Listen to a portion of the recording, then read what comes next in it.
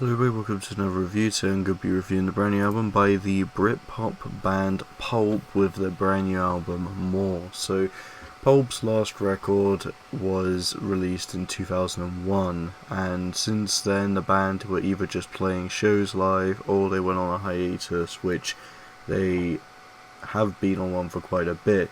2022 was the year that Pulp resurged. They came back, they were doing festivals, getting a lot of attention again to build up their legacy, especially with how big they are in the UK. A band that's not necessarily that big outside of it, but the huge impact they've had within it is honestly quite monumental, with Different Class easily being their most popular record, having a lot of hits like Common People, Disco 2000, Sorted for the E-Wiz, and Misshaped. There's a lot of big songs on there.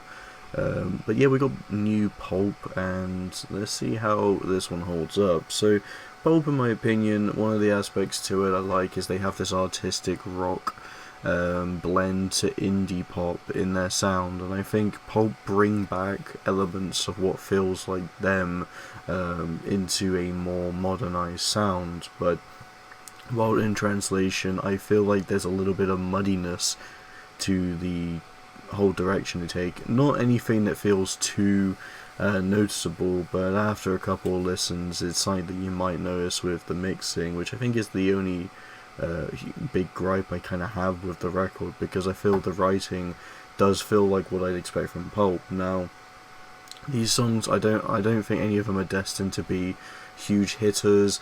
Pulp's just one of these legacy bands. They've come back, especially since they had quite a big influence on the Britpop genre. But they have come back, and I feel like they're just kind of taken off from where they left. In this regard, there's nothing that feels incredibly ambitious for whole new ideas. While yes, we have new material finally, a lot of it does play it a bit safe into the Pulp structure, and some songs do generally surprise me, like Slow Jam. I was not expecting this one to be a highlight. Just honestly love the way that the groove goes onto this one. The singles weren't necessarily that interesting to me, but in context of the record, I have preferred Got to Have Love. As a single, is a pretty good one. Tina's quite a fun song as well. And Grown Ups, I thought this one would kind of remind me of Babies from Him or Hers, so it's interesting we kind of get another track like that. And I generally think the track listing is quite good, at least for the most part. The first kind of roadblock we have that takes my enjoyment away a little bit is My Sex. I find this one just to kind of feel a bit just a bit barren with its ideas, especially since the first 5 songs we get on this that generally brings the classic Pulp vibe, and My Sex just kind of feels like a weaker written B-side from what you'd expect from earlier material. Picks up again from that point on, but after Background Noise I just kind of dip away from the record. I feel like I just don't quite connect as much as I wanted to towards the end, which is a bit of a shame, because it does mean that while I enjoyed the album and I enjoy a lot of what it offers, I find the end material to be some of the weakest stuff, and therefore it does kind of have a dampenement on how I view the album as a whole, because the ending will not be as exciting as going through the whole journey to get there.